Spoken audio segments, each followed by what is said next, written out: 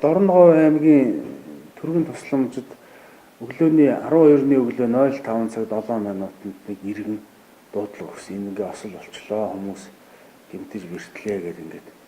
Тэгээд Дорногов аймгийн эрүүл мэндийн газраас зохион байгуулад айраг сум 70 жаргалан сумаас тэгээд мөн төмөр замын эмнэлгийн эмч ажиллагсад газар дээр нь очиж үзлэг хийсэн. Тэгээд ирэмблэн ангилалт хийгээд анхны тусламж үзүүлэхэд бол 2 хүний биеийн байдал хүнд байсан гэж мэдээлэгдсэн. Тэгээд үндсэндээ нэг 120 гаруй хүнийг 2 дугаар шатлалын эмнэлэгт тавиачиж үзлэг онцлогоо хийх хэрэгтэй байна гэж үзээд за тэр хүмүүсийг бол Говь Шүмбэрийн аймгийн нэгдсэн эмнэлэг рүү хүргэсэн. За энэ хооронд бол нөгөө эрүүл мэндийн яамд бол олон нийтэд харилцах тандал шуурхай удирдлагын алба гэж байдаг. За энэ алба бол 24 цагаар үйл ажиллагаа явуулдаг ийм алба байгаа.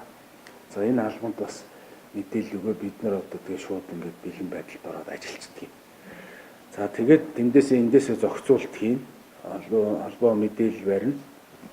Тэгээ үндсэндээ бол Говь Шүмбэр аймгийг бол Говь Шүмбэр аймагтай холбоо бариад урьдчилж галт тэрэгний зогсоол дээр Говь Шүмбэр аймгийн эмч эмнэлгийн ажилчид хүмүүс бэлэн байдалд байж байгаа. Шууд вокзал дээр бүгдийн үзлэг ирэмблийн ангилт хийсэн.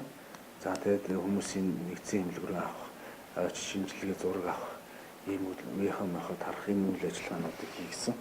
За тэгээд үндсэндээ энэ дотроос бас нөгөө 2 хүний биеийн байдал хүнд байсан.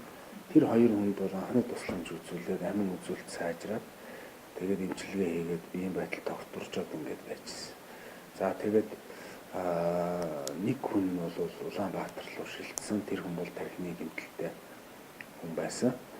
57 настай эмэгтэй хүн. За нөгөө хүн нь бол 48 настай эмэгтэй чээж хавирга хугарсан, баруун талын хавиргнууд хугарсан, уушиг гэмтсэн байсан учраас уурс тавьсан. Тэрний дараа бол амьсгал амин үзүүлэлт тогтворчж ирсэн.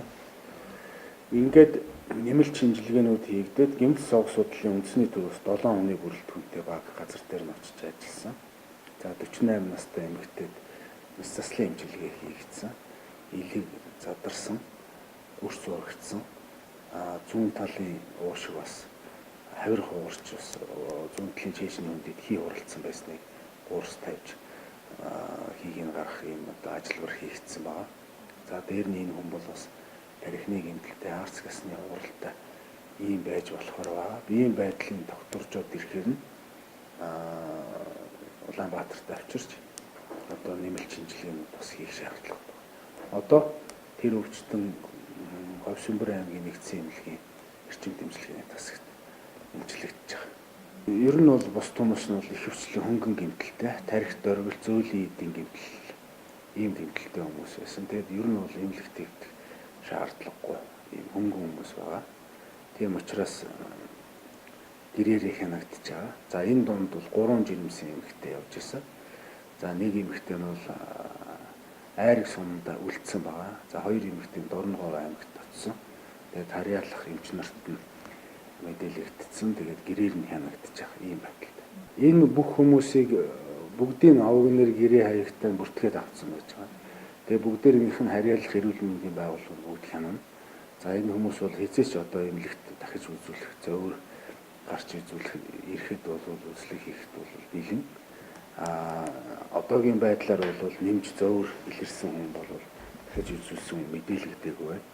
Ерөнхийдөө бол гэмтлийн дараа бол ялангуяа тархины гэмтэл энэ бол хэсэг хугацааны дараа эрт үедээ одоо 1-3 хоногийн дотор илэрдэг янз бүрийн хүндрэлүүд бол цөөн тохиолддог. Гэхдээ одоогоор бол бид нар тийм бол мэдээлэгдээгүй.